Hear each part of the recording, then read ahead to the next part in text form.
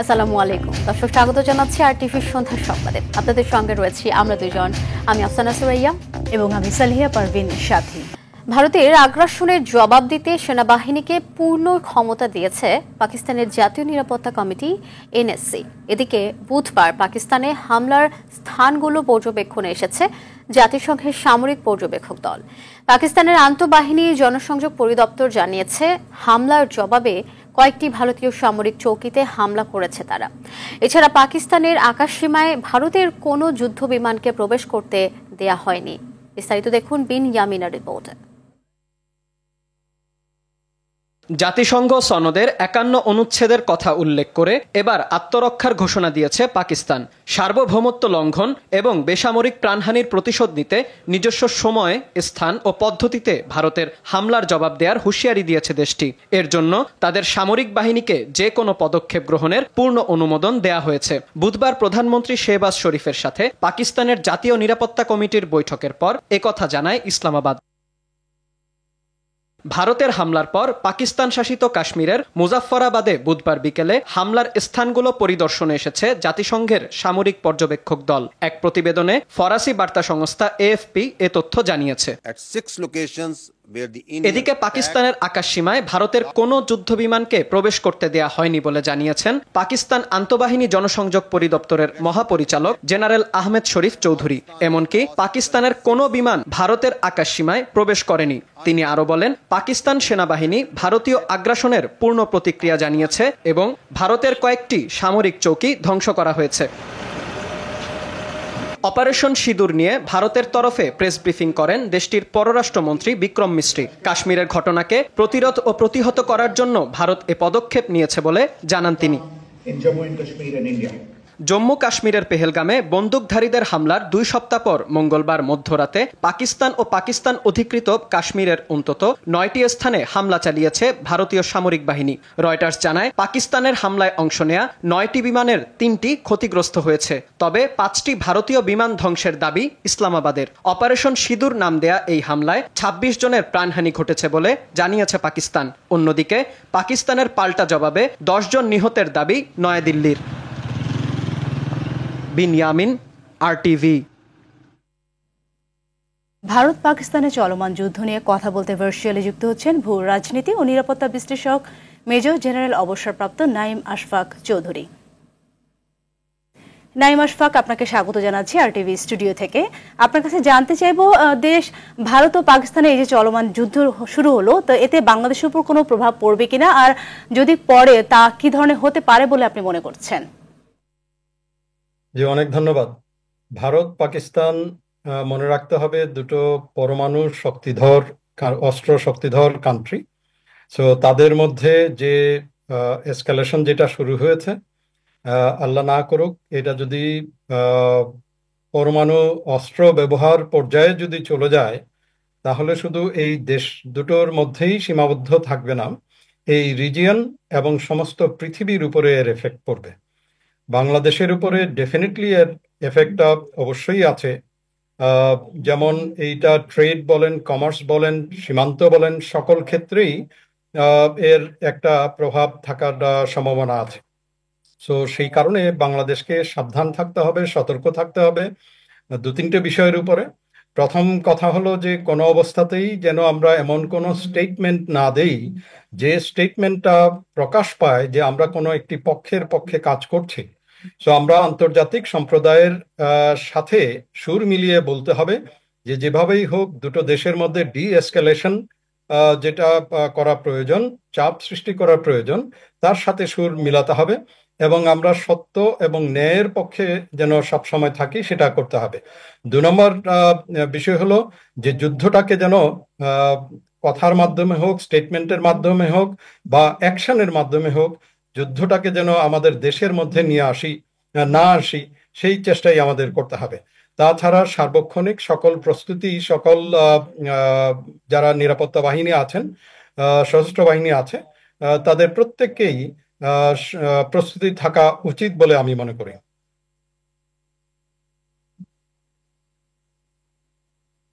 আপনাকে অসংখ্য ধন্যবাদ।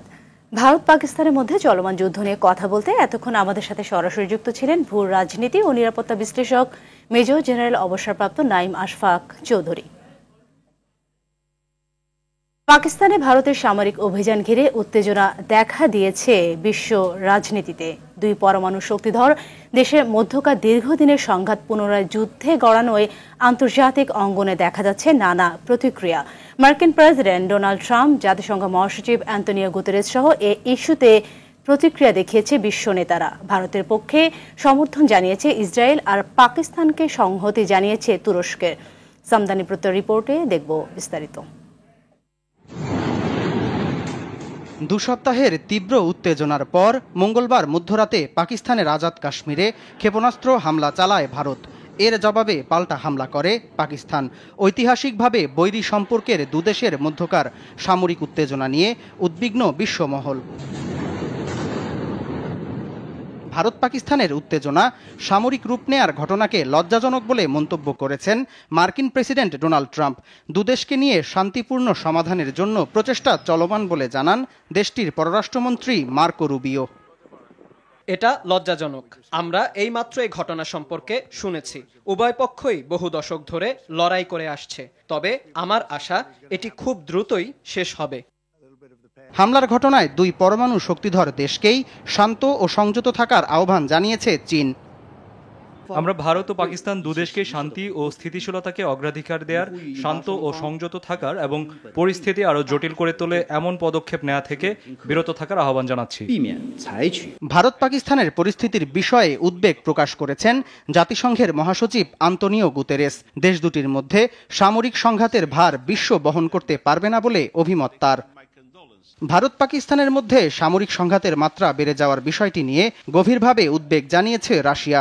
শান্তিপূর্ণ ও কূটনৈতিক প্রক্রিয়ায় অস্থিরতার অবসান ঘটবে বলে প্রত্যাশা মস্কোর।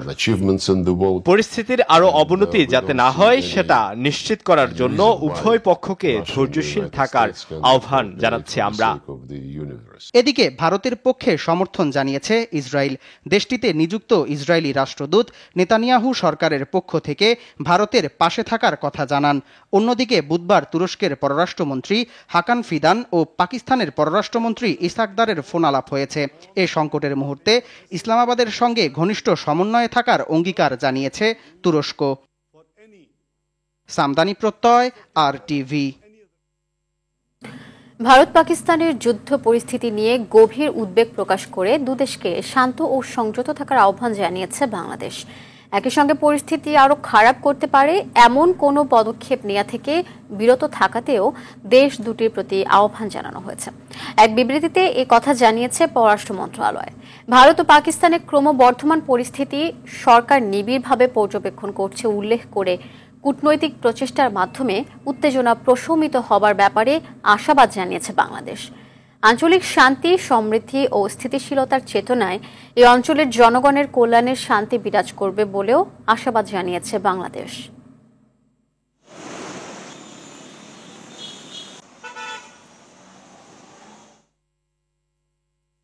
জঙ্গি নাটক সাজিয়ে কল্যাণপুরের জাহাজ বাড়িতে 9 তরুণ হত্যা মামলার তদন্ত প্রতিবেদন দাখিলের সময় 14 জুলাই পর্যন্ত বাড়িয়েছেন আন্তর্জাতিক অপরাধ ট্রাইব্যুনাল।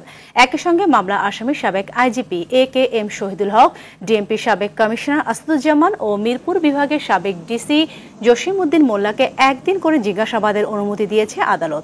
এছাড়াও মামলা তদন্ত শেষ করতে 2 মাস সময় বেঁধে দিয়েছে বিচারপতি গোলাম মুর্তুজা মজুমদারের নেতৃত্বাধীন 3 সদস্যের আন্তর্জাতিক অপরাধ ট্রাইব্যুনাল। এর আগে সকাল 10টার দিকে এই 3 আসামিকে ট্রাইব্যুনালে হাজির করা হয়।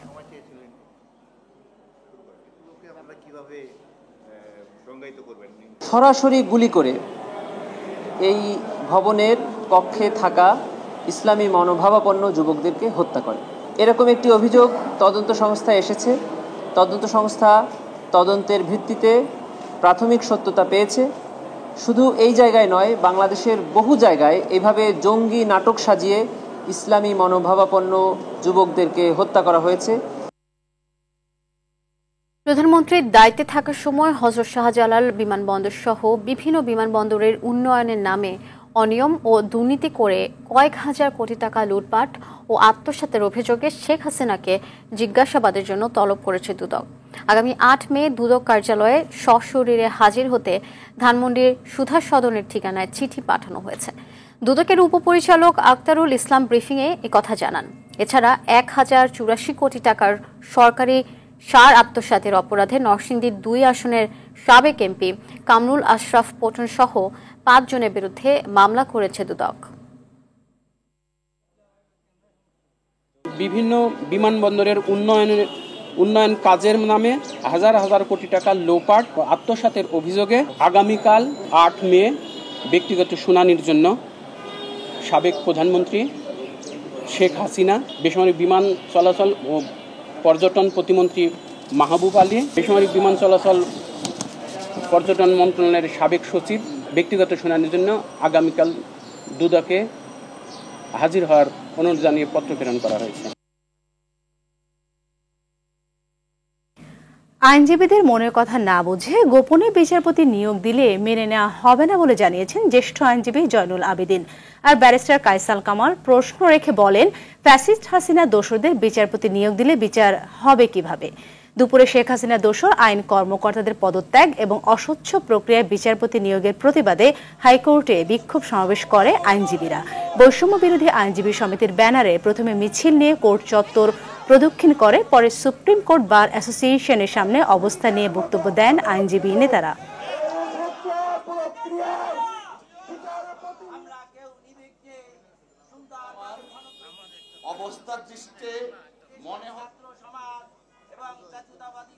শেখ হাসিনা অনেকেই সমর্থনপুষ্ট, মদতপুষ্ট এবং শেখ হাসিনার অন্ধভক্ত আজকে রাষ্ট্রের যারা বিচার কর্মকর্তা অনেকে কিন্তু সেখানে নিয়োগ পেয়েছেন।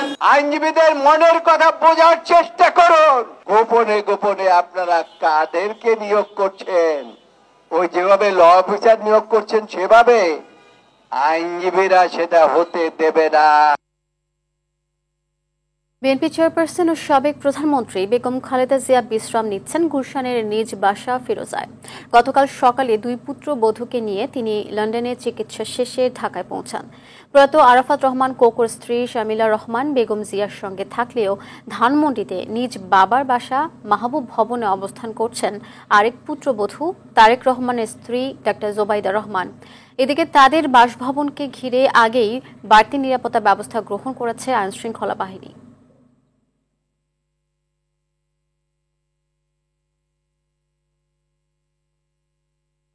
প্রধান উপদেষ্টা অধ্যাপক মোহাম্মদ ইউনূসের সাথে সাক্ষাৎ করেছেন সংযুক্ত আরব আমিরাতের উচ্চ পর্যায়ের প্রতিনিধি দল। বাংলাদেশি নাগরিকদের জন্য ভিসা পুনরায় চালু করার ক্ষেত্রে উল্লেখযোগ্য অগ্রগতি ও বিভিন্ন ক্ষেত্রে দেশটির বিনিয়োগ প্রস্তাবকে স্বাগত জানিয়েছেন প্রধান উপদেষ্টা। রাষ্ট্রীয় অতিথি ভবন যমুনা এই বৈঠকে প্রতিনিধি দলের নেতৃত্ব দেন দেশটির সহনশীলতা ও সহাবস্থান বিষয়ক মন্ত্রী শেখ নাহয়ান বিন মোবারক আল নাহয়ান। সংযুক্ত আরব আমিরাতে সম্প্রতি প্রতিদিন 30 থেকে 50টি ভিজিট ভিসা প্রদান শুরু করেছে।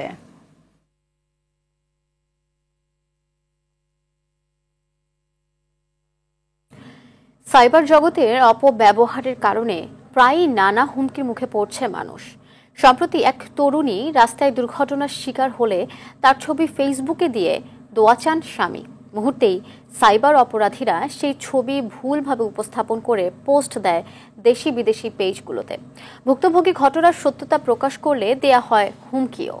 তরুণীর দাবি, অভিযোগ জানালেও প্রশাসনের কাছ থেকে এখনো কোনো সহায়তা পাননি। সাইবার বুলিং নিয়ে সাদিয়া কানিজের 2 পর্বের প্রতিবেদনের আজ দেখুন প্রথম পর্ব। 18 এপ্রিল মিরপুরে দৈনন্দিন কাজ সেরে বাড়ি ফেরার পথে এক স্কেটারের সঙ্গে ধাক্কা লাগে আদ্রিতার। চশমার কাজ ভেঙে চোখে ঢুকে মারাত্মক আহত হন তিনি।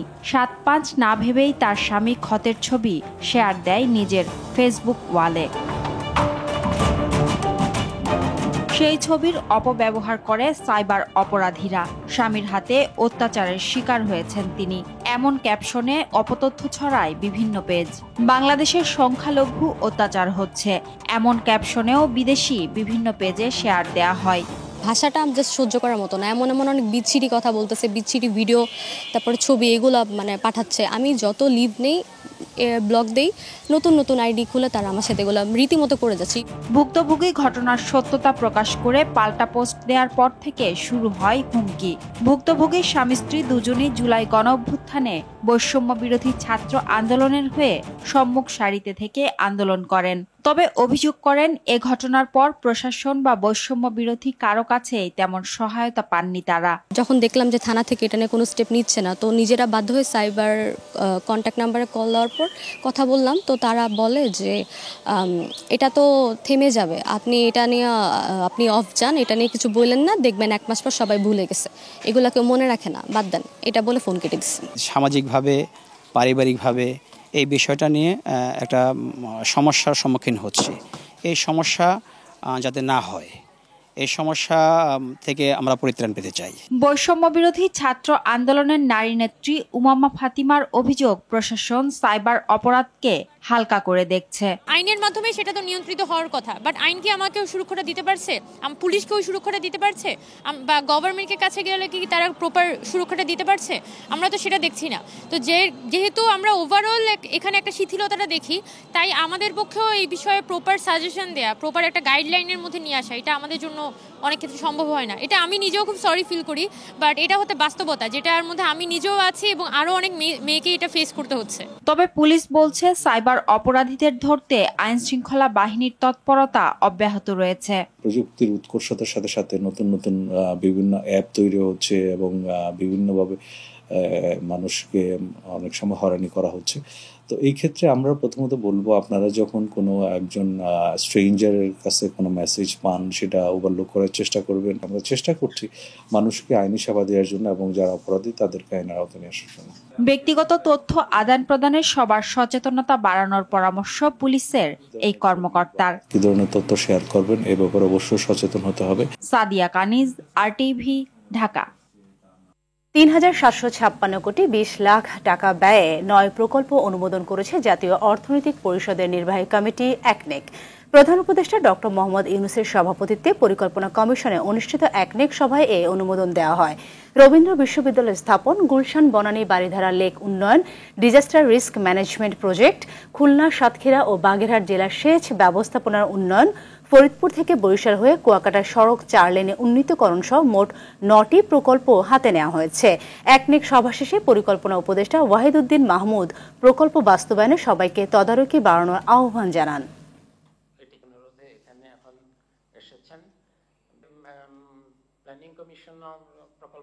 রাজনৈতিক প্রভাবে অনেক প্রকল্প ঠিকভাবে নেওয়া হয় না, কিন্তু অন্যদিক হলো যে প্রকল্পগুলোতে যাতে অনিয়ম না হয়, দুর্নীতি না হয়, সেটার জন্য কিন্তু প্রকল্প তৈরির প্রক্রিয়া থেকে শুরু করে বাস্তবায়নের শেষ হওয়া পর্যন্ত নজরদারি রাখতেই হবে। এটা তো মন্ত্রণালয়েরই দায়িত্ব। গ্যাসের উৎপাদন ও যোগানে কিছু সমস্যা হচ্ছে, তবে এই সংকট কাটাতে দ্রুত ব্যবস্থা নেওয়া হচ্ছে বলে জানিয়েছেন বিদ্যুৎ, জ্বালানি ও খনিজ সম্পদ উপদেষ্টা মোহাম্মদ ফাউজুল কবির খান। তিনি বলেন, শিল্প উদ্যোক্তাদের চাহিদার পরিপ্রেক্ষিতে অবৈধ গ্যাস সংযোগ বিচ্ছিন্ন করা হবে। সচিবালয়ে শিল্প মালিকদের সঙ্গে বৈঠক শেষে সংবাদ সম্মেলনে বিদ্যুৎ, জ্বালানি ও খনিজ সম্পদ মন্ত্রণালয়ের উপদেষ্টা এসব কথা জানান। LMG আমদানি বৃদ্ধি করা হচ্ছে জানিয়ে উপদেষ্টা বলেন, রমজানে 150 মেগাওয়াট বিদ্যুৎ দেয়া হবে শিল্প খাতে। আপাতত জনস্বার্থ ও শিল্পের স্বার্থে গ্যাসের দাম বাড়ানো হবে না বলেও জানান জ্বালানি উপদেষ্টা। দেশীয় গ্যাসের উৎপাদন কমছে এবং এটাকে আমরা কম্পেনসেট করার জন্য আমরা LNG আমদানি বাড়াচ্ছি। যে মূল্যে আমরা নতুন মূল্যে গ্যাস আনি, সে তুলনায় গ্যাসের প্রাইস অনেক কম, কিন্তু তবুও আমরা আপাতত গ্যাসের কোনো মূল্য বৃদ্ধির সিদ্ধান্ত নিচ্ছি না, কিংবা বিদ্যুতের কোনো মূল্য বৃদ্ধির সিদ্ধান্ত নিচ্ছি না। এটা জনস্বার্থ বিবেচনা করে, শিল্পের স্বার্থ বিবেচনা করে। নরসিংদী কলেজের শিক্ষার্থী হাবিবুল্লাহর স্বপ্ন ছিল ইতালি যাওয়ার। এজন্য দালালকে 11 লাখ টাকাও দিয়েছেন তিনি, কিন্তু দালাল তাকে প্রতারণার মাধ্যমে রাশিয়ার যুদ্ধদাসে পরিণত করে। অবশেষে ইউক্রেন রাশিয়ার যুদ্ধে প্রাণটাই হারাতে হলো তাকে। আদরের সন্তানের মৃত্যুর খবরে হাবিবুল্লাহর বাবা মা পাগল প্রায়। নূরে আলম রনির প্রতিবেদন, জানাচ্ছেন লামিয়া তানজিন মাহমুদ। নরসিংদীর শিবপুর উপজেলার খাসিরদিয়া গ্রামের সন্তান হাবিবুল্লাহ 2023-24 শিক্ষাবর্ষে শিবপুর শহীদ আসাদ কলেজ থেকে এইচএসসি পাশের পর থেকেই স্বপ্ন ছিল ইউরোপ যাওয়ার। এজন্য গ্রামের এক দালালের সঙ্গে 15 লাখ টাকায় চুক্তিও হয় তার। 11 লাখ টাকা দেওয়ার পর তাকে নিয়ে যায় রাশিয়ায়, যেখানে প্রতারণার মাধ্যমে দালালরা তাকে যুদ্ধদাস হিসেবে বিক্রি করে দেয়। 2024 সালের ডিসেম্বর মাসে দালালরাই হাবিবুল্লাহকে নিয়ে যায় সৌদি আরবে, যেখানে 2 মাস রেখে তুরস্ক হয়ে রাশিয়া নিয়ে সেখানে সেনাবাহিনীর হাতে তুলে দেয়। যুদ্ধের প্রশিক্ষণ দিয়ে হাবিবুল্লাহকে পাঠানো হয় ইউক্রেন রাশিয়ার যুদ্ধক্ষেত্রে। আমি যুদ্ধের দিকে রওনা দিছি, অসুবিধা নাই। আর বিশেষ করে আব্বু আর মা তো দোয়া করো। হ্যাঁ, দালালদের প্রতারণা টের পেয়ে তাকে ফিরিয়ে আনতে গত মাসে প্রবাসী কল্যাণ ও বৈদেশিক কর্মসংস্থান মন্ত্রণালয়ে আবেদনও করে হাবিবুল্লাহর পরিবার। আমি একটা বোমার হামলা খাইছি, হামলা খাওয়ার পর 5 কিলোমিটার দূরে আর কি যাই আমি ফোন দিছি তোমাদেরকে, আমার অবস্থা খুব খারাপ, আজকে যাবতীয় আমাকে 3 দিন ধরে কোনো খাবার পানি দেয় না, খালি কিনো মতন বাইচে আছে, আমারে ভাই তোমরা বাঁচাও। খুব নম্র ভদ্র ছিল এই ছেলেরা, যে বিদেশ যাইব আমরা কল্পনা করি। এই দালাল চক্র যারাই আছে তারা যাতে অদূর ভবিষ্যতে এরকম কাজ যাতে কোনো মায়ের সাথে কোনো বাবার সাথে না করে, এটা বাংলাদেশ সরকারের কাছে আমার একটা আবেদন। এর মধ্যে সহযোদ্ধাদের কাছ থেকে পরিবারের কাছে খবর আসে হাবিবুল্লাহ আর বেঁচে নেই। আমারে বলছে যে এমনি এমনি ঘুরাইয়া ইটালি নিব, এই কথা কইয়া তারকে সৌদি নিছে, সৌদিতে আরেক রাষ্ট্র দিছে, আরেক রাষ্ট্রতে পরে আর রাশিয়া নিছে, রাশিয়া নিয়া যুদ্ধের মধ্যে নিয়া ডুয়াই দিছে। যদি জীবিত থাকে তো জীবিত চাই, আর যদি জীবিত না থাকে তো আমার লাশটা হইলো চাই। তাদের প্রতি দয়া করে আমার ছেলেটা যেন আমার বুকে এনে দেয়, তার কাছে আমার তার অনুরোধ। দালালের মাধ্যমে বিদেশে পাড়ি দিয়ে নিজেকে মৃত্যুর মুখে ঠেলে না দেওয়ার আহ্বান জানিয়েছেন উপজেলা নির্বাহী কর্মকর্তা। সরকারিভাবে কিন্তু খুব সুন্দর উপায়ে, পরিচ্ছন্ন উপায়ে কিন্তু যাওয়ার বিধান রয়েছে এবং যাওয়ার সুযোগ রয়েছে। আমাদের সবার একটু সচেতন হতে হবে যে যাতে আর কোনো মায়ের কোল খালি না হয়। হাবিবুল্লাহর মরদেহ ফেরত আনা এবং প্রতারণার মাধ্যমে মৃত্যুর মুখে ঠেলে দেওয়া দালালদের বিরুদ্ধে কঠোর ব্যবস্থা নেওয়ার দাবি জানান স্বজনরা। Lamia Tangier Mahmud, RTV। পাকিস্তান ভারত উত্তেজনায় বাংলাদেশের সীমান্তবর্তী জেলাগুলোর পুলিশ সুপারদের সতর্ক থাকার নির্দেশ দেওয়া হয়েছে বলে জানিয়েছেন পুলিশ মহাপরিদর্শক বাহারুল আলম। রাজধানীর গুলশানে বাংলাদেশ পুলিশ বার্ষিক শুটিং প্রতিযোগিতা 2024-এর সমাপনী ও পুরস্কার বিতরণ অনুষ্ঠান শেষে সাংবাদিকদের এক প্রশ্নের জবাবে একথা জানান তিনি। এ সময় পুলিশ ক্লাবের সভাপতি ও পুলিশ ব্যুরো অব ইনভেস্টিগেশনের অতিরিক্ত আইজিপি মোহাম্মদ মুস্তাফা কামাল সহ ঊর্ধ্বতন পুলিশ কর্মকর্তারা উপস্থিত ছিলেন। আইজিপি বলেন, ভারত পাকিস্তান যুদ্ধকে কেন্দ্র করে বাংলাদেশের নিরাপত্তা যেন বিঘ্নিত না হয়, কোনো জঙ্গি বা সন্ত্রাসী যেন আমাদের দেশে প্রবেশ করতে না পারে, সেজন্য সীমান্ত জেলাগুলোর পুলিশ সুপারদের সতর্ক করা হয়েছে।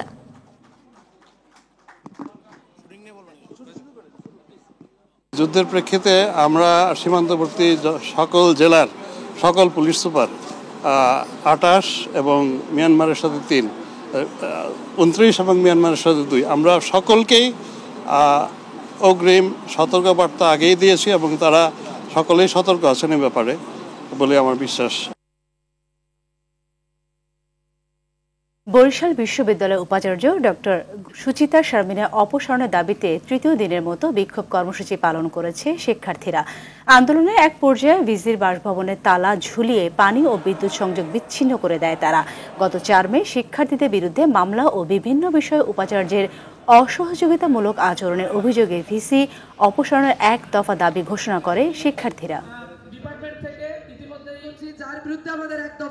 দূষণমুক্ত পরিবেশ গঠনের লক্ষ্যে পরিবেশ বান্ধব যানবাহন ব্যবহার বৃদ্ধি করতে আরএফএল বাইসাইকেল ব্র্যান্ড দুরন্ত চালু করল মাসব্যাপী সচেতনতামূলক ক্যাম্পেইন বিশ্ববায়ু। রাজধানীর বাড্ডার প্রাণ সেন্টারে এই ক্যাম্পেইনের উদ্বোধন করেন আরএফএল গ্রুপের ব্যবস্থাপনা পরিচালক RN পাল। এ সময় তিনি বলেন, এই ক্যাম্পেইনের মাধ্যমে বায়ু দূষণ রোধে জনসচেতনতা বৃদ্ধি ও নাগরিকদের সাইকেল ব্যবহারে উদ্বুদ্ধ করা হবে। আরএফএল গ্রুপের প্রধান বিপণন কর্মকর্তা বলেন, অল্প দিনের মধ্যে দুরন্ত বাংলাদেশ মোবাইল অ্যাপ চালু করা হবে। এর মাধ্যমে সাইকেল ব্যবহারকারীরা সাইকেল রাইড ট্র্যাক করতে পারবেন।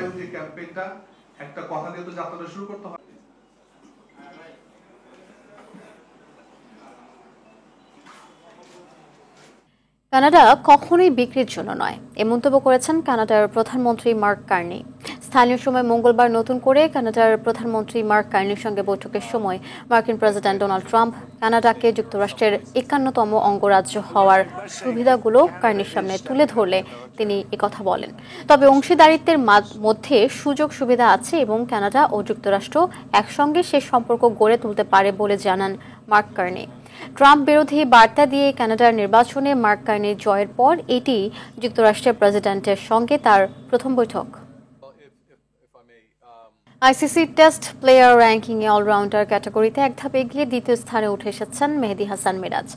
সোমবার প্রকাশিত র্যাঙ্কিংয়ে দেখা যায় 327 রেটিং পয়েন্ট নিয়ে দক্ষিণ আফ্রিকার মার্কো জনসনকে টপকে দ্বিতীয় স্থানে বাংলাদেশি এই অলরাউন্ডার।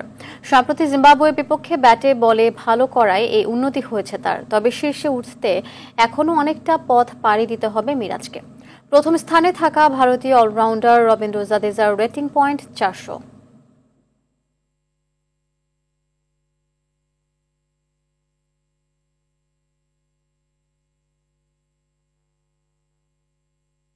ঈদের আগেই বাংলাদেশে আসছেন সমিত সোম।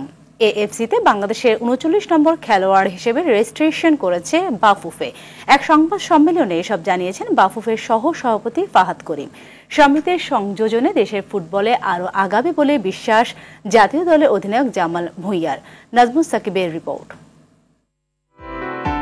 হামজার পর বাংলাদেশের জার্সি জড়ানোর অপেক্ষায় আরেক হাই প্রোফাইল ফুটবলার কানাডা জাতীয় দলে খেলা সমিত সোম। মঙ্গলবার ফিফার অনুমতি পাওয়ার পর বুধবার এএফসিতে তার রেজিস্ট্রেশন সম্পন্ন করেছে বাফুফে। সবকিছু ঠিক থাকলে জুনের 3 অথবা 4 তারিখে দলের সাথে যোগ দেবেন তিনি। It was a beautifully crafted action by Bangladesh Football Federation এবং তার জন্য আজকে আলহামদুলিল্লাহ আমরা সবই সুখী পেতে যাচ্ছি এবং আপনাদের সকলের দোয়ায় এবং সমর্থকদের দোয়ায় ইনশাআল্লাহ জুনের 10 will be historic day because সেদিন হামজা এবং সমিত সোমের অভিষেক ঢাকার মাটিতে বাংলাদেশের মাটিতে আমাদের জাতীয় স্টেডিয়াম হবে। এদিকে সিঙ্গাপুর ম্যাচে সমিতকে পাওয়ায় উচ্ছ্বসিত অধিনায়ক জামাল ভুঁইয়া। এটা একটা পজিটিভ জিনিস, মানে সমীর আসতেছে কারণ উনি হাই লেভেলে খেলতেছে। সো এইসব প্লেয়ার অফকোর্স এটা বাংলাদেশের জন্য বেনিফিট হবে। সো আমি খুশি আছি। আগামী 10 জুন ঢাকা স্টেডিয়ামে এশিয়ান কাপ বাছাইয়ে হামজার সাথে জুটি বেঁধে বাংলাদেশের মাঝমাঠ সামলাবেন সমিত। দলকে জয় এনে দিয়ে এশিয়ান কাপের পথে এগিয়ে নেবেন বিশ্বাস ভক্তদের। নাজমুস সাকিব, আরটিভি, ঢাকা। চ্যাম্পিয়ন্স লিগের ফাইনালে ওঠা লড়াইয়ে রাতে মাঠে নামবে পিএসজি ও আর্সেনাল। খেলাটি শুরু হবে বাংলাদেশ সময় রাত 1টায়। প্রথম লেগে আর্সেনালের মাঠে 1-0 গোলে জয় পেয়েছিল পিএসজি। ইন্টার মিলানের সাথে ফাইনাল খেলা দৌড়ে তাই এগিয়ে থাকছে ফরাসি ক্লাবটি। ঘরের মাঠে ড্র করলেও তাদের নিশ্চিত হবে ফাইনাল। অপরদিকে ফাইনালে উঠতে হলে জয়ের বিকল্প নেই গানারদের সামনে।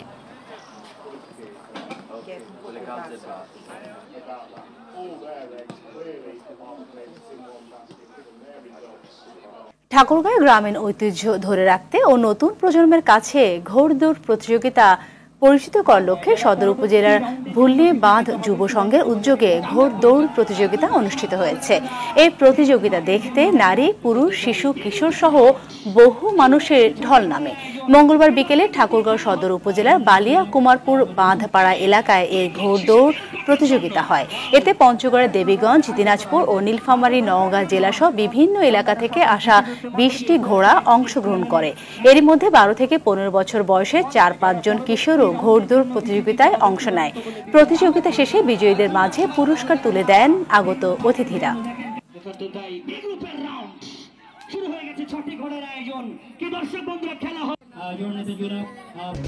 দর্শক, সন্ধ্যার সংবাদ এ পর্যন্তই। রাতের সংবাদ 11:15টায় দেখার আমন্ত্রণ রইল। এতক্ষণ সাথে থাকার জন্য অসংখ্য ধন্যবাদ।